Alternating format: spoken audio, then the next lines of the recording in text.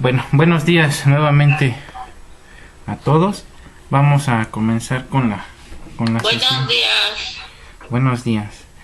Vamos a comenzar con la sesión del día de hoy. Pues bastante interesante, extensa. Vamos a tocar pues temas que ahorita están mucho en boga en los medios masivos de comunicación, en virtud de la reforma constitucional en materia judicial que tan criticada ha sido por los expertos. En su momento oportuno, cuando se presentó la misma hace más de un año, incluso yo publiqué por ahí un artículo donde mencionaba los pros y los contras de esta reforma.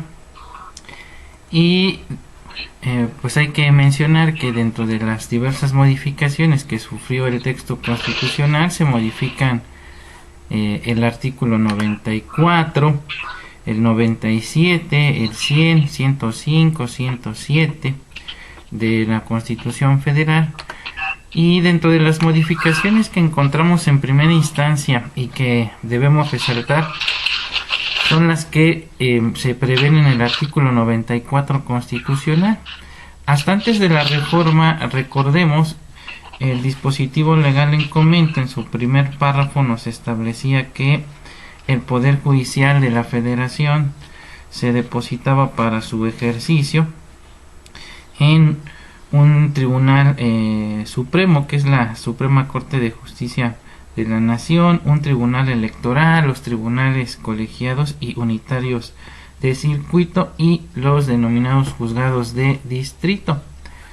Sin embargo, el párrafo primero del dispositivo legal en comento se modifica y ahora nos refiere que el Poder Judicial de la Federación se va a depositar en la Suprema Corte de Justicia de la Nación, el Tribunal Electoral, los plenos regionales que próximamente van a sustituir en sus funciones a los plenos de circuito, que si bien no estaban incluidos dentro del párrafo primero del artículo 94 constitucional, algunos artículos de manera dispersa ya hacían alusión a estos, y también estaba regulada su función en la ley orgánica del Poder Judicial de la Federación.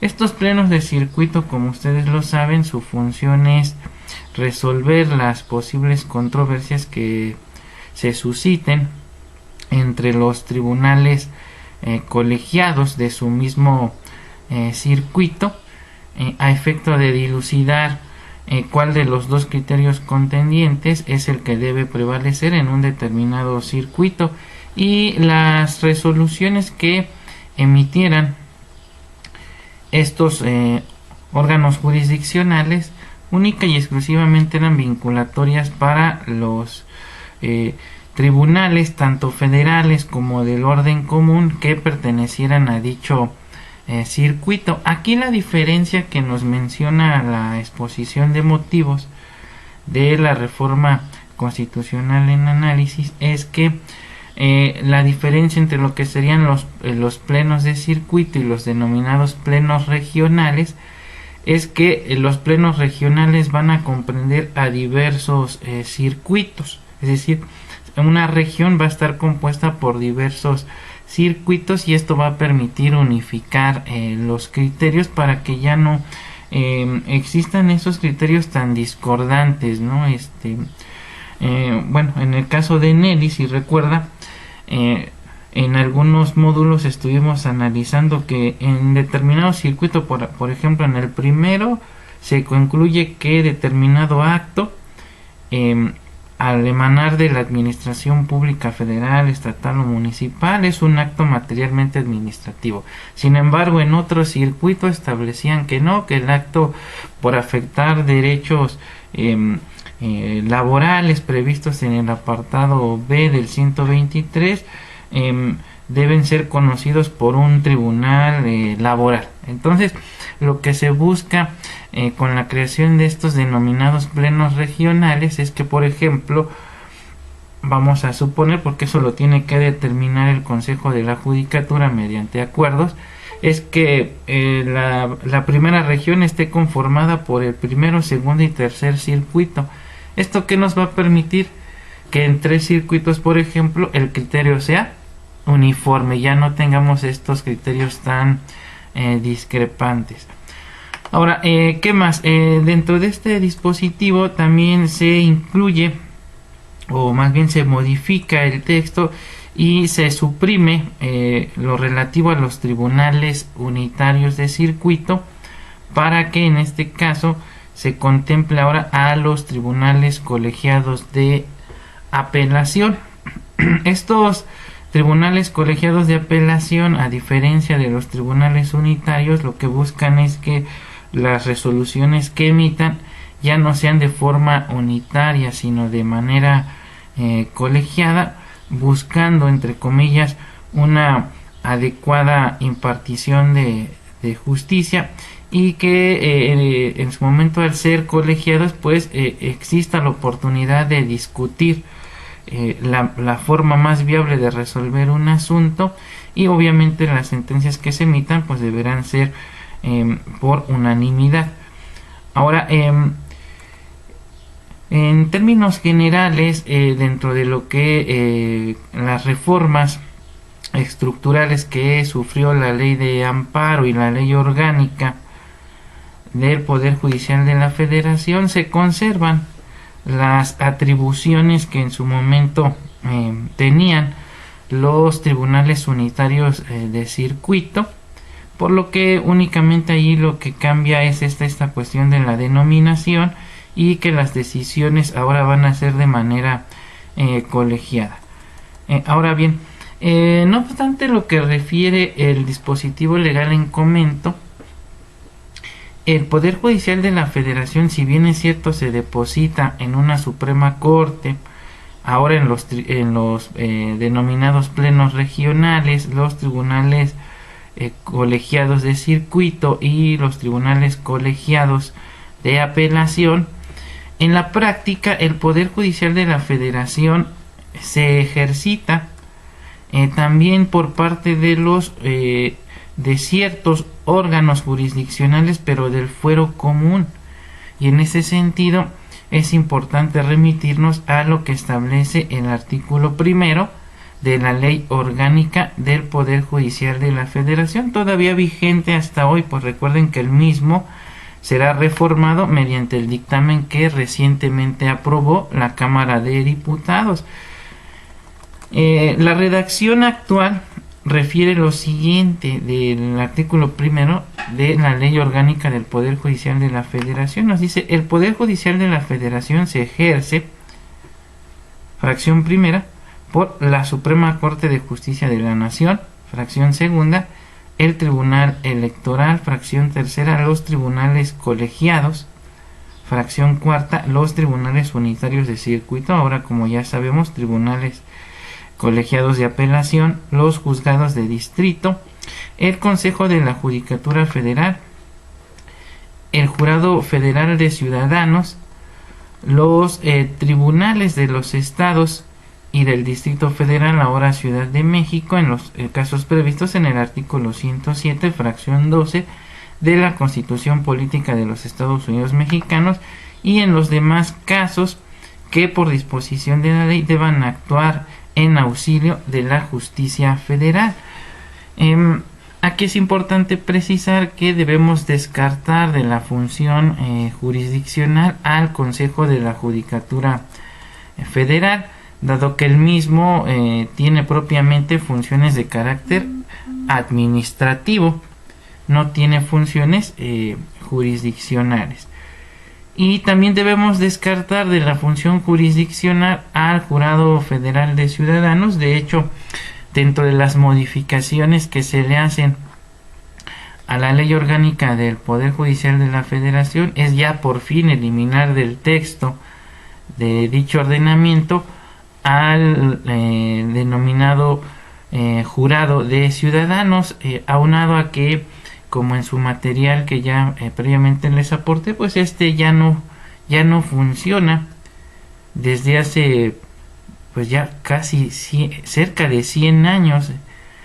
La última vez que funcionó fue en 1929. Y recordarán, hubo ahí un juicio bastante criticado en relación a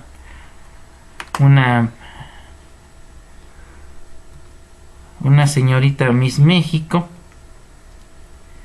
que dicen que era tan hermosa que seduce al jurado, y no obstante que estaba acreditada su responsabilidad penal al haber privado de la vida a su esposo cuando en una nota periodística descubre que éste le estaba siendo infiel, toma el arma de cargo, porque esta persona era militar, y le realiza, me parece que son 4 impactos, privándole de la vida, y después intenta a su vez ella privarse a sí misma de la vida, pero no logra el objetivo.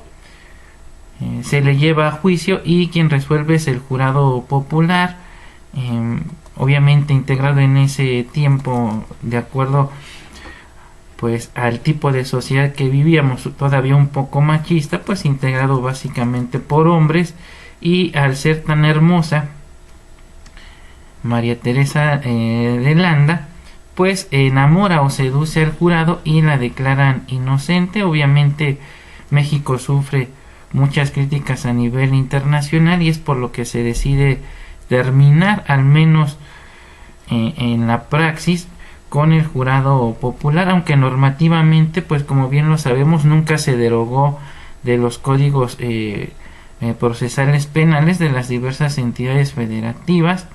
En 1999 desaparece de la Constitución. Sin embargo, en la Ley Orgánica del Poder Judicial de la Federación, pues hasta antes de esta última reforma todavía se contemplaba su existencia. Hoy, afortunadamente, con este dictamen ya desaparece del texto de la Ley Orgánica del Poder Judicial de la Federación. Ahora, mencionábamos que algunos órganos jurisdiccionales del Fuero Común ejercen también lo que es el Poder Judicial de la Federación. Durante la sesión anterior les compartí algunos videos y ciertos materiales donde hablamos de lo que es la jurisdicción auxiliar o emergente a cargo de los tribunales del Fuero Común, y también lo relativo a la competencia concurrente, tanto en materia civil, mercantil, penal y por supuesto en materia de amparo indirecto. En materia penal, Cintia, ¿qué me pudieras decir en relación a esta atribución de los tribunales del orden común para conocer en ciertos aspectos del juicio de amparo? Bueno, por lo que yo entendí, es cuando ellos pueden, cuando no hay un juzgado de distrito en el territorio, ajá, ellos pueden conocer y suspender el acto, pero tienen que remitir las constancias al órgano encargado del juzgado de distrito. O sea, sí pueden suspender el acto, uh-huh, pero nada más hasta ahí sería admitir, suspender, y nada más esa sería su función. Ok, por eso es auxiliar o emergente. Auxiliar porque están en auxilio de un tribunal federal, en este caso un órgano en materia de amparo, y también se le llama de emergencia porque hacen las diligencias más urgentes. ¿Y cuáles son las diligencias más urgentes? Pues decretar la suspensión del acto reclamado, y como tú bien lo mencionas, deben remitir los autos al juzgado de distrito o tribunal ahora colegiado de apelación competente para que continúe con la tramitación del juicio de amparo. Ahora, Nelly, ¿me puede explicar en qué consiste la competencia concurrente? Híjole, pues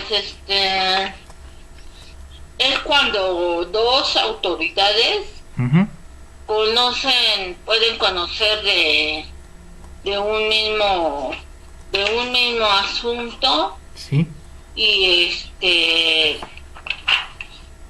Y bueno, al final la que se adelanta es la que conoce ese asunto. Ok, bueno, tenemos diversas cuestiones en las cuales pudiera conocer un tribunal federal o uno del orden común. Por ejemplo, el artículo 104, fracción tercera, si no me equivoco, de la Constitución Federal, nos contempla lo que es la competencia concurrente en materia civil y mercantil, donde propiamente se establece una facultad para los gobernados en aquellos casos en que se tenga que interpretar o aplicar una ley de carácter federal en materia civil mercantil o incluso un tratado internacional, y donde única y exclusivamente se afecten intereses particulares, no obstante de que se trate de la aplicación de una norma de carácter federal. El particular tendrá la potestad de decidir si quien conoce es un juzgado del fuero común o bien uno del orden federal. Es la fracción segunda. Me voy a permitir darle lectura. Artículo 104. Los tribunales de la Federación conocerán, fracción segunda, de todas las controversias del orden civil o mercantil que se susciten sobre el cumplimiento y aplicación de leyes federales o de tratados internacionales celebrados por el Estado mexicano, a elección del actor, y cuando solo se afecten intereses particulares podrá conocer de ellas los jueces y tribunales del orden común. Las sentencias de primera instancia podrán ser apelables ante el superior inmediato del juez que conozca del asunto en primer grado. Entonces aquí estamos hablando exclusivamente de controversias de carácter civil y mercantil, donde las obligaciones, vamos a decir, emanan de un ordenamiento de carácter federal, llámese Código Civil Federal, llámese Código de Comercio, Ley General de Títulos y Operaciones de Crédito, donde el particular tiene la potestad de presentar su demanda ante los tribunales ordinarios, es decir, los tribunales superiores de justicia de la entidad federativa correspondiente, o bien presentar su demanda ante un juzgado de distrito en materia civil o mercantil, dependiendo de la materia que se esté ventilando. Y los juzgados federales no podrán declinar la competencia argumentando cuestiones de cuantía, de territorio, dado que no es una potestad del órgano jurisdiccional determinar si conocen o no, sino, como lo acabamos de comentar, es una potestad del gobernado por disposición expresa del artículo 104, fracción segunda de la Constitución Federal, y por lo menos así se ha pronunciado la jurisprudencia que al respecto ha emitido el Poder Judicial de la Federación. Asimismo, debemos contemplar dentro de esta competencia concurrente lo relativo al amparo en materia penal cuando se trate de violaciones a los derechos humanos plasmados en el artículo 16, 19 y 20 de la Constitución Federal, donde el gobernado también tiene la potestad de elegir entre presentar su demanda de amparo indirecto ante el Tribunal Superior de Justicia de la entidad federativa correspondiente, o bien presentar su demanda ante el juzgado de distrito o tribunal colegiado de apelación, que como bien sabemos estos vienen a suplir en sus funciones a los tribunales unitarios de circuito. Esta denominada competencia concurrente, les voy a ser honesto, en la práctica al menos yo no he visto que se ejerza, al menos en lo que es en la materia de amparo penal.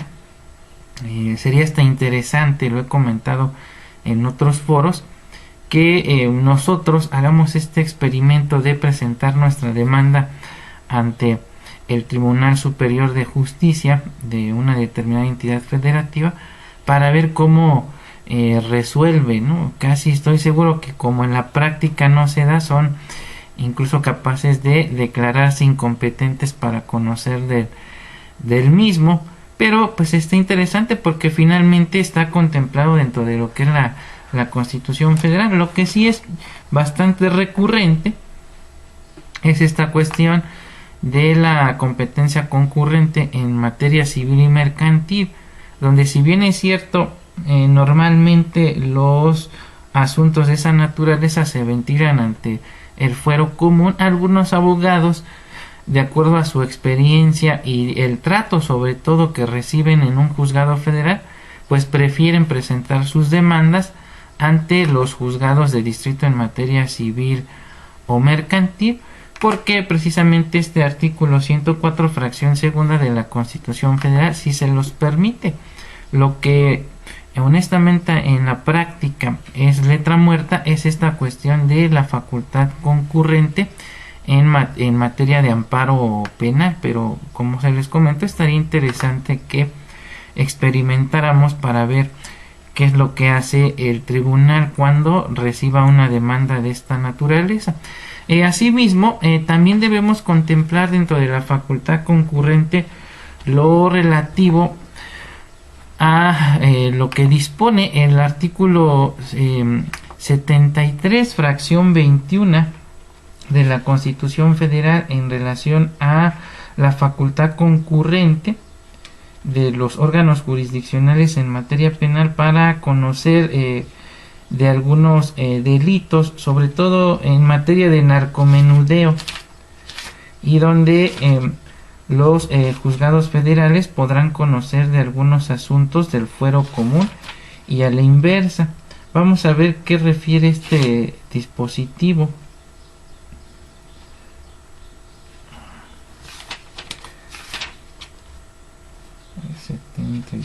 Fracción 20. Dice, el Congreso tiene la facultad, fracción 21, para expedir, dice, leyes generales que establezcan como mínimo tipos penales y sus sanciones en materias de secuestro, desaparición forzada de personas, otras formas de privación de la libertad contrarias a la ley, trata de personas, torturas y otros tratos o penas crueles, inhumanas o degradantes, así como electoral. Las leyes generales contemplarán también la distribución de competencias y forma de coordinación entre la Federación, las entidades federativas y los municipios. Inciso B. La legislación que establezcan los delitos y las faltas contra la Federación, las penas y sanciones que por ellos deban imponerse, así como legislar en materia de delincuencia organizada. Inciso C. La legislación única en materia procedimental penal, mecanismos alternativos de solución de controversias en materia penal, de ejecución de penas y de justicia penal para adolescentes que regirán en la República en el orden federal y en el fuero común. Las autoridades federales podrán conocer de los delitos del fuero común cuando estos tengan conexidad con delitos federales o delitos contra periodistas, personas o instalaciones que afecten, limiten, menoscaben el derecho a la información o libertades de expresión e imprenta. En las materias concurrentes previstas en esta Constitución, las leyes federales establecerán los supuestos en que las autoridades del fuero común podrán conocer y resolver sobre delitos federales. Entonces, este último párrafo es el que nos interesa para efecto de lo que estamos mencionando. Se contempla entonces la denominada competencia concurrente, donde los tribunales del orden común podrán conocer y resolver sobre algunos delitos federales. Por ejemplo, les mencionaba hace un momento lo relativo al narcomenudeo. Entonces, en esos casos, los juzgados del fuero común, en virtud de que se trata de competencia concurrente, podrán conocer de esa materia, no obstante que esté regulado por un ordenamiento de orden federal. ¿Hasta aquí alguna pregunta? ¿No, Nelly? Ninguna. ¿No? Ok. Bueno, entonces... ¿Ninguna? Ok. En conclusión, vamos a establecer entonces que los órganos que van a ejercer entonces el Poder Judicial de la Federación. Entonces son la Suprema Corte de Justicia de la Nación, los plenos de circuito, ahora plenos regionales, los tribunales colegiados de circuito, los tribunales unitarios de circuito, que serán sustituidos en su función por los tribunales colegiados de apelación, los juzgados de distrito, los tribunales superiores de justicia de las entidades federativas, en lo relativo a la competencia auxiliar y concurrente que acabamos de analizar. Y como mencionábamos, descartamos de la función jurisdiccional al Consejo de la Judicatura Federal y por supuesto al ya desaparecido jurado de ciudadanos o jurado popular, como se le conocía vulgarmente.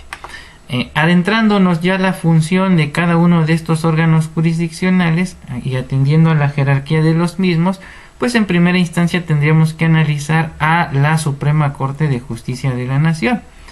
Este es el máximo tribunal de nuestro país y se encuentra integrado, como ustedes lo saben, por 11 ministros, de los cuales uno es su presidente. La Suprema Corte de Justicia de la Nación actúa tanto en pleno como en salas. Para ser ministro de la Suprema Corte de Justicia de la Nación, pues, se requiere ser mexicano por nacimiento y tener cuando menos 35 años cumplidos, así como contar con el título de licenciado en Derecho y tener por lo menos 10 años de experiencia antes de la designación.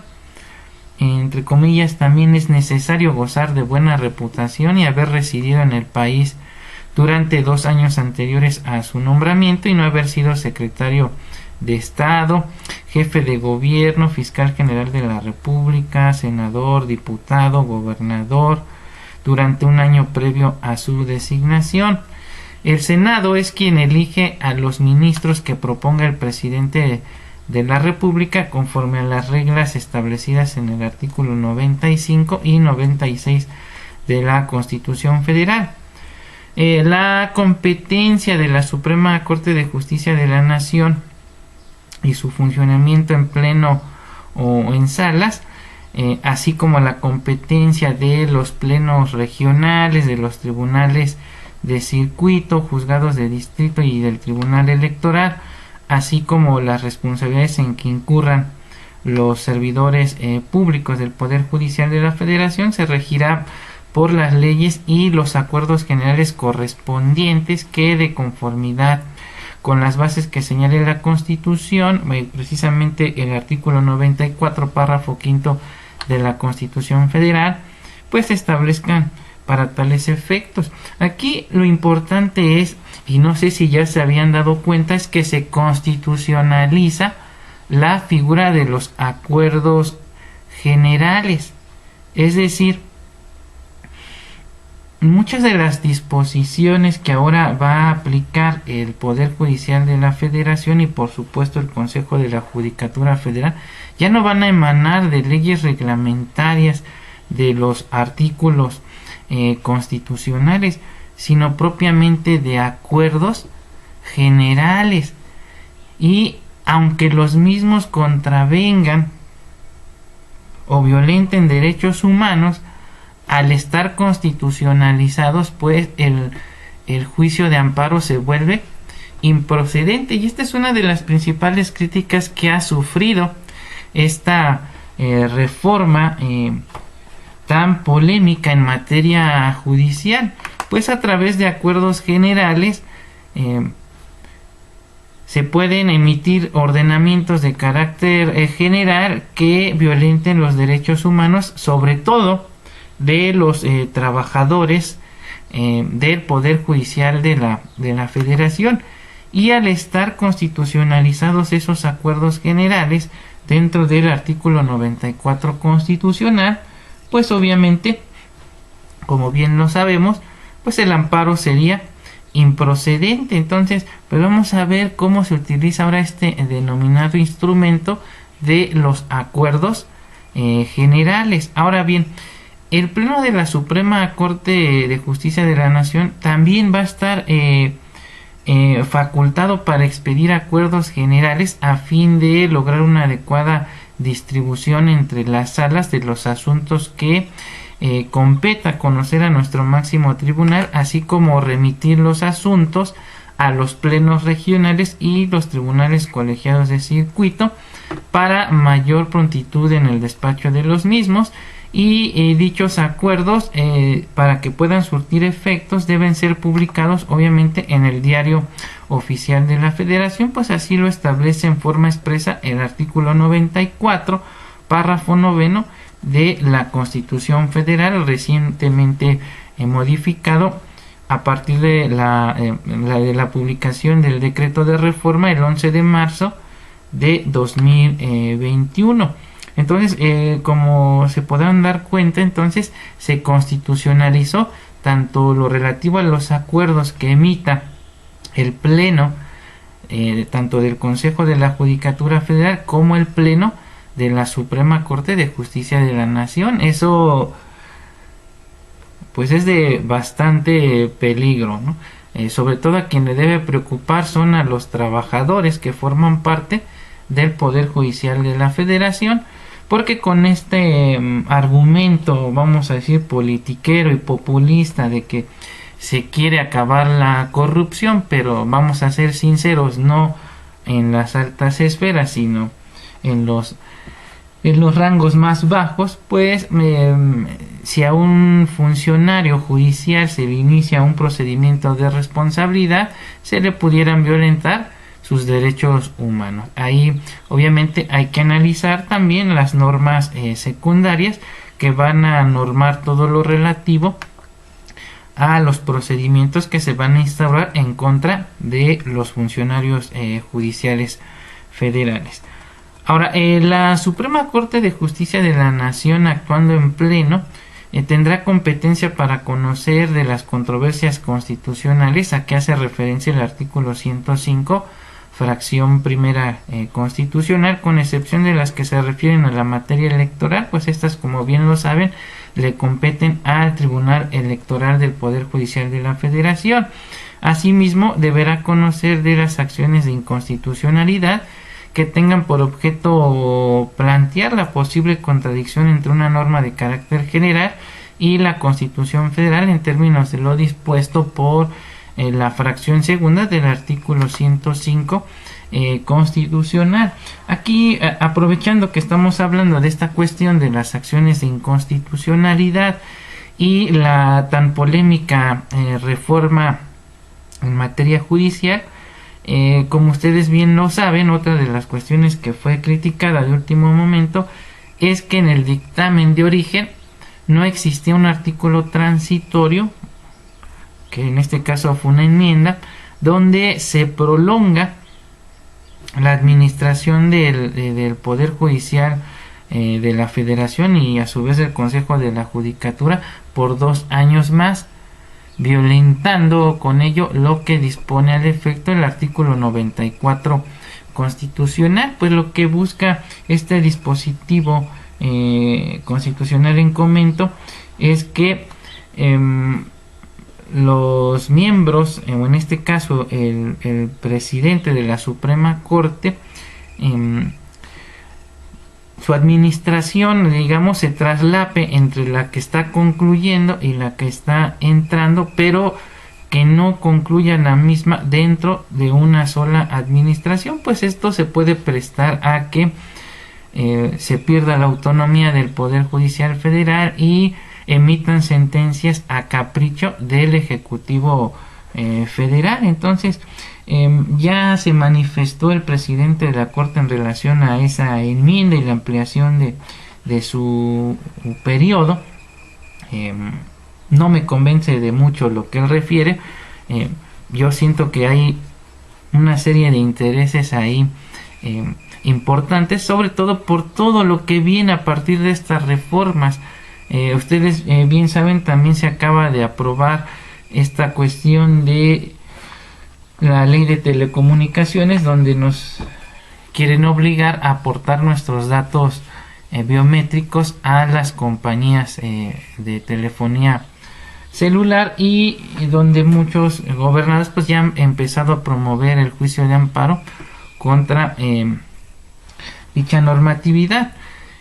Aquí la cuestión es que el Ejecutivo ha sido muy recurrente en relación incluso hasta amenazar y hostigar de alguna manera al Poder Judicial de la Federación, y amenazar públicamente sobre todo al titular del juzgado especializado en materia de competencia, radiodifusión y telecomunicaciones, en relación a la suspensión del acto reclamado que ha venido otorgando cuando los gobernados solicitan el amparo y protección contra esta cuestión de los datos biométricos, y menciona que se le investigue.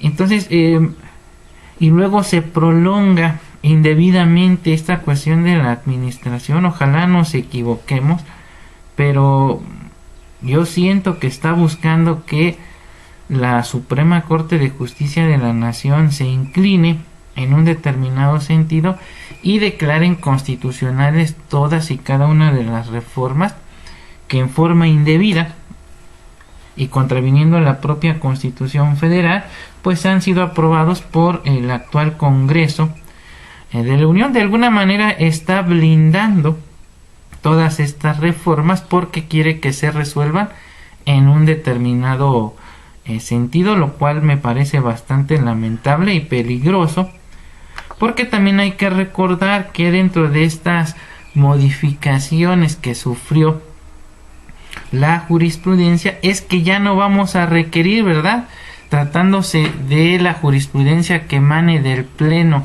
o de las salas de la Suprema Corte, de 5 sentencias ejecutoriadas en un mismo sentido y sin ninguna en contrario para conformar jurisprudencia. Bastará con una sola resolución que sea aprobada por 8 ministros emanando del Pleno o de 4 ministros emanando de las salas para que sea jurisprudencia, y por ende la misma será obligatoria para los órganos jurisdiccionales de menor jerarquía. Entonces, no sé, yo lo veo bastante peligroso, pero no sé cuál sea su opinión. A ver, quiero escuchar la suya, Nelly. ¿Qué opina de todo esto que está aconteciendo alrededor de esta reforma constitucional tan criticada y que ha generado tanta polémica? Pues que de alguna manera sí,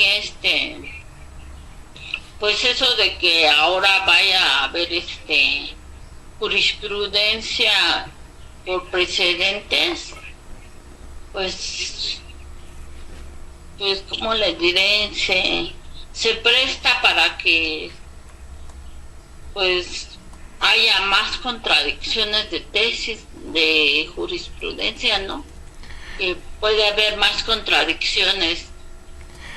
Pues mira, acuérdense que como va a emanar del Pleno o de las salas, pues obviamente si es del Pleno pues ya no va a haber contradicción, pero con un solo precedente se puede declarar constitucional un determinado acto que en estricto derecho si es violatorio de derechos humanos, y al ser vinculatorio pues obviamente todos los demás órganos jurisdiccionales estarían obligados a acatarlos. Esto obviamente también pudiera generar algún conflicto con la Corte Interamericana de Derechos Humanos. Lo que se le está olvidando al Ejecutivo Federal es que suscribió tratados internacionales en materia de derechos humanos y que pueden... Y lo que pasa que puede violar, puede... pues puede de alguna manera transgredir un derecho humano que esté consagrado en un tratado internacional, ¿no? Así es, y pudieran venir sanciones en este caso al Estado mexicano por conducto de la Corte Interamericana de Derechos Humanos, que me queda claro que es lo que menos le interesa al Ejecutivo Federal. Sin embargo, bueno, nosotros que somos expertos o al menos somos abogados, debemos analizar las posibles consecuencias, los pros y los contras de esta reforma, ¿no? Tan polémica. Ahora, también aquí pudiera ser que como los jueces están siendo de alguna manera amedrentados por el Ejecutivo Federal en relación a que si otorgan suspensiones y si conceden el amparo, los van a investigar y van a ser sujetos de una persecución por parte del Estado, pues para no tener problemas y conservar su empleo, vayan a emitir sentencias violentando derechos humanos. Y no nos vayamos muy lejos, ¿se acuerdan? Bueno, ahorita ya no han hablado mucho de ese asunto, pero hace aproximadamente un mes, algunos elementos de la policía municipal, me parece que fue de Quintana Roo, se extralimitaron en sus funciones y privaron de la vida, en este caso, a una persona del sexo femenino, una extranjera. A una mujer, ¿no? Como que la ahorcaron. Sí, una mala técnica. Como tal es un homicidio culposo. Si es un homicidio culposo, obviamente no podemos hablar de una coautoría o coparticipación, dado que se requiere la acreditación en un elemento subjetivo que es el dolo. Sin embargo, por presión del Ejecutivo Federal y del Ejecutivo local, les imputan feminicidio. Ustedes son abogados. O sea, el feminicidio, para que se pueda acreditar, debe cumplir con ciertos requisitos y son muy rigurosos. ¿Sí? Por ejemplo, la tienen que exponer en la vía pública, la tienen que flagelar, tiene que ver con cuestiones de odio, de discriminación, cuestiones de género. ¿Cómo van a acreditar eso dentro de los autos? Yo lo veo jurídicamente imposible. Sin embargo, ahí estamos viendo el peligro que se corre de que se emitan sentencias con base en la opinión que emite el Ejecutivo Federal. Porque ¿qué hubiese sucedido si el Ministerio Público hubiese iniciado la carpeta como se debe? Obviamente la tendría que haber iniciado por un homicidio culposo. Posiblemente los demás elementos de policía tendrían alguna responsabilidad, pero no les podemos atribuir homicidio culposo. Y el juez de control, al momento de emitir el auto de vinculación a proceso, al tratarse de un delito de homicidio culposo, decretara una medida cautelar diversa a la prisión preventiva oficiosa. Por ejemplo, la presentación periódica. El Ejecutivo hubiera hecho su berrinche, investiguenlo, sanciónenlo, juicio político. ¿Sí? Entonces, ¿se dan cuenta del riesgo que estamos corriendo con toda esta reforma si la justicia se llega a emitir a capricho del Ejecutivo Federal, estatal? Es lo que nosotros debemos darnos cuenta de todo el trasfondo que viene a partir de esta reforma tan polémica y que tanto ha sido cuestionada, sobre todo por los expertos, porque la persona promedio estoy seguro que ni siquiera tiene conciencia de todo lo que está aconteciendo, ¿sí? Pero nosotros que somos abogados y que se supone que conocemos de la materia, pues debemos analizar, ¿verdad?, a fondo esta reforma, ¿no? Digo, afortunadamente, pues ahorita estamos viendo esta materia de la estructura del Poder Judicial y donde tenemos que analizar estas cuestiones y se presta, ¿no?, precisamente al análisis de todas estas cuestiones que estamos comentando. Entonces, yo estoy seguro que ese asunto puede llevarse hasta la Corte Interamericana y se le puede acreditar una violación a los derechos humanos de los elementos de policía, porque obviamente no tendrían por qué estar privados de su libertad mediante la imposición de una medida cautelar de oficio, dado que el delito que en realidad cometieron es un homicidio culposo y no feminicidio.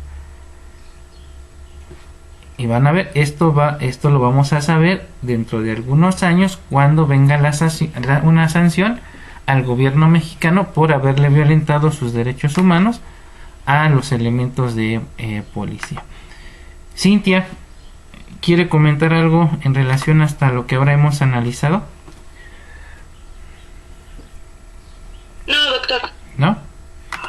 ¿Alguna No, duda? ¿No? Estoy de acuerdo. Está peligroso, ¿no? Todo lo que está aconteciendo. Imagínense, Sí, la verdad sí. imagínense que, porque además, ¿quién va a resolver esa acción de inconstitucionalidad que se promueva contra ese artículo transitorio que prolongó la administración del Poder Judicial y del Consejo de la Judicatura? El propio Poder Judicial Federal. O sea, van a ser juez y parte. Y dos, si se resuelve que dicha reforma es constitucional, ya tenemos un precedente, ¿eh? Y ojalá nos estemos equivocando, pero el señor pudiera prolongar su mandato igual mediante una reforma y someterlo a una acción de inconstitucionalidad, donde como ya tenemos un precedente donde se determinó que es constitucional la prolongación de un mandato mediante una reforma, una norma secundaria, que se declare constitucional la prolongación del mandato de un presidente. O sea, ¿se dan cuenta del instrumento jurídico? Y además pues es lo que todo el mundo, bueno, siempre yo lo he pensado que a lo mejor el presidente actual su mira es permanecer otros 6 años en el poder. Y ya ve que acaba de dejar al presidente de la Suprema Corte de Justicia, le amplió su periodo, su mandato, me parece otros 2 años, ¿no? Algo así. Sí. Y muchos jueces están en contra de eso, ¿no? Entonces, pues yo creo que están acomodando las leyes para ir preparando el campo para dejar otra vez a López Obrador. Eso pienso. Sí, porque digo, desafortunadamente hay mucha gente que todavía lo ovaciona y le aplaude, pero muchos ya nos dimos cuenta de cuál es su verdadera intención y de la peligrosidad de que él siga en el poder. Entonces, una manera de tenernos controlados pues son todas estas reformas estructurales que está sufriendo tanto la Constitución como las normas secundarias. Vamos, esta cuestión de los datos biométricos a través de las compañías celulares. Los datos biométricos como tal ya los tienen ellos. A ver, Cintia, ¿cuáles son los dos, vamos a decir, las dos dependencias de gobierno que ya cuentan con nuestros datos biométricos? No le escuché. ¿Cuáles serían las dos dependencias de gobierno que ya cuentan con nuestros datos biométricos?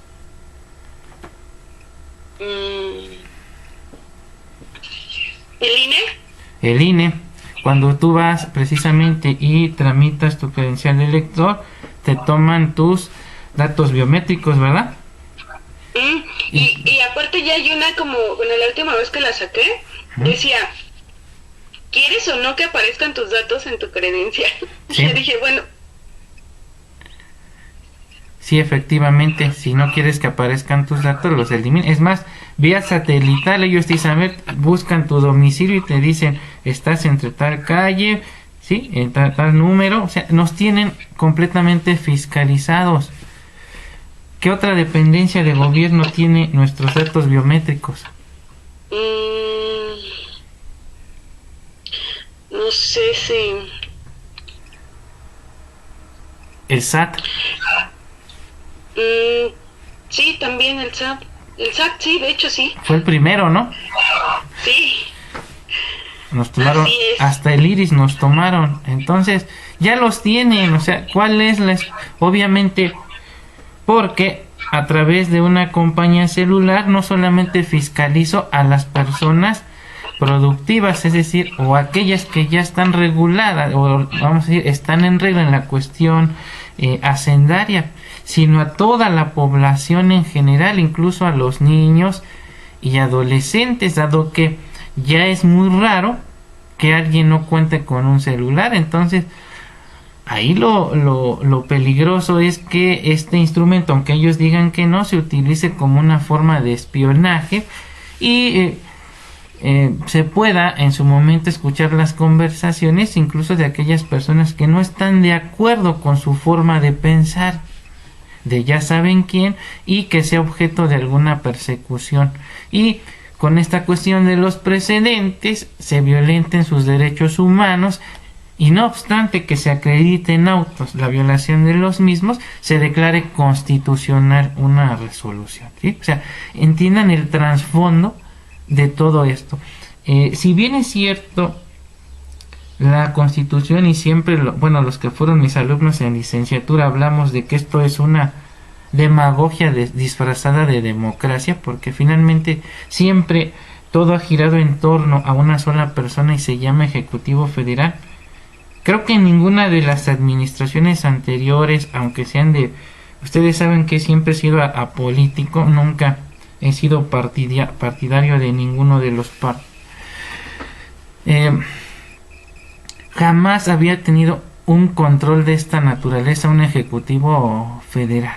O sea, esto, algunos estudiosos del derecho incluso hablan de un nuevo fascismo o neofascismo, donde obviamente el Ejecutivo Federal ha sometido desgraciadamente tanto al Poder Judicial Federal como al Poder Legislativo.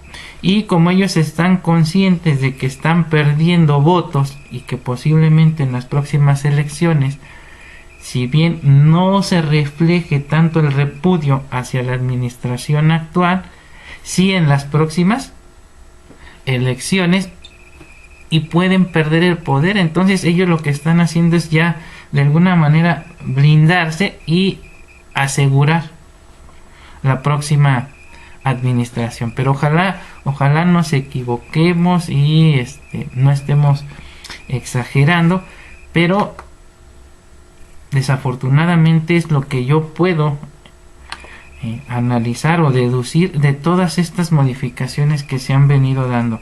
Esperemos que no, porque la verdad estamos viviendo situaciones, una situación bastante difícil. Esta cuestión de que las reformas se den precisamente cuando la población está siendo golpeada por una pandemia y donde hay carencia de empleo, por ende de recursos económicos, muchos estudiantes han desertado. En el caso de la institución donde están cursando ustedes sus estudios de posgrado, pues ha habido mucha deserción precisamente por la falta de recursos económicos, otros porque pues, no les gusta esta cuestión de las clases a distancia, es decir, una cuestión multifactorial, ¿sí? Y que se aprovechen precisamente de esta situación, una pandemia mal manejada, hay que ser sincero, no han sabido cómo aminorar o acotar esta situación. Sin embargo, también como es tiempo electoral, pues ahorita sí le quieren dar premura y ya hasta quieren aperturar las escuelas, ¿no? O sea, pero creen que, no sé, creen que nos engañan a todos y que nos ven a cara de tontos. Creo que no, creo que ya muchos nos estamos dando cuenta de todo lo que está aconteciendo, y ahorita estos foros pues son para hablar precisamente de estos temas y aprovechar que lo podemos hacer, ¿verdad? Porque en cuanto entre a plenitud todas estas modificaciones, pues ya ni siquiera de estos temas vamos a poder hablar, ¿verdad? Por miedo a la persecución y a que salgas a la calle y te detengan de manera arbitraria y te fabriquen un delito, ¿sí? Porque para eso seguro también querían su tan criticada reforma o contrarreforma penal, que si recuerdan hace más de un año también, más o menos en las mismas fechas, se presentó ese proyecto y después lo desconocieron, pero por ahí he escuchado que lo quieren rescatar. Si lo rescatan, entonces imagínense todo lo que se viene. Entonces, por eso es que nosotros, que de alguna manera estamos en el medio, pues debemos aprovechar estos foros para generar un poco de conciencia, y ustedes a su vez tienen que hacer su labor con los miembros de su familia y sus conocidos, que va a haber quien obviamente se va a molestar y lo va a defender, ¿sí?, a capa y espada, pero bueno, debemos generar conciencia, ¿no?, de todo lo que está aconteciendo. ¿Alguna pregunta en relación a todo lo que hemos analizado hasta ahora? ¿No?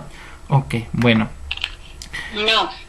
Bueno, vamos a continuar entonces analizando lo relativo a las diversas modificaciones que sufrió tanto la Constitución como las normas secundarias. Dentro de las modificaciones que sufrió la ley orgánica del Poder Judicial de la Federación, se encuentran las relativas al artículo 10, donde en forma expresa se regulan las atribuciones de la Suprema Corte de Justicia de la Nación, y mencionamos que en primera instancia pues tiene competencia para conocer de las controversias constitucionales y de las acciones de inconstitucionalidad, y que fue lo que se prestó para que habláramos de todas estas cuestiones. Asimismo, tiene la facultad para conocer del recurso de revisión en amparo indirecto o instancial, siempre y cuando subsista en el recurso un problema de inconstitucionalidad. Aquí lo que se modificó es esta situación de que nos hacía referencia el artículo 10 y el artículo 21 de en qué casos podía conocer el Pleno de la Corte y en qué casos podía conocer una sala. Y entonces, en este sentido, el artículo 10, fracción segunda de la Ley Orgánica del Poder Judicial de la Federación me establecía que cuando se tratara de una ley federal, local o de un tratado internacional, por estimarlos directamente violatorios de un precepto constitucional, quien debía resolverlo es el Pleno de la Corte. De la Corte. Ajá. Tratándose de reglamentos federales, locales o estatales, quien tendría que resolver pues es una de las salas, ¿sí? Pero la exposición de motivos dice: esto era tan confuso que no se entendía en qué casos debía conocer el Pleno y en qué caso las salas, que decidimos modificarlo y establecerlo de manera más clara y precisa. Yo creo que quedó mucho más confuso. ¿Y quién creen que finalmente quién va a resolverlo? Pues el Pleno de la Corte, a través de los denominados acuerdos generales. Porque ahora la redacción del artículo 10, párrafo segundo, quedó de la siguiente manera. Dice: la Suprema Corte de Justicia conocerá, funcionando en pleno, dice, pero se recurrió a la fracción tercera, dice: del recurso de revisión contra sentencias pronunciadas en la audiencia constitucional por los juzgados de distrito o los tribunales colegiados de apelación, cuando habiéndose impugnado en la demanda de amparo normas generales por estimarlas directamente violatorias de la Constitución Política de los Estados Unidos Mexicanos, subsista en el recurso el problema de inconstitucionalidad. Aquí ahora mi pregunta es: ¿en qué casos va a conocer el Pleno y en qué casos van a conocer las salas? Si ya no me lo dice, ¿no que lo habían dejado más claro y más preciso? Creo. Sí, ahí hay una confusión. Pues más bien porque hay una laguna.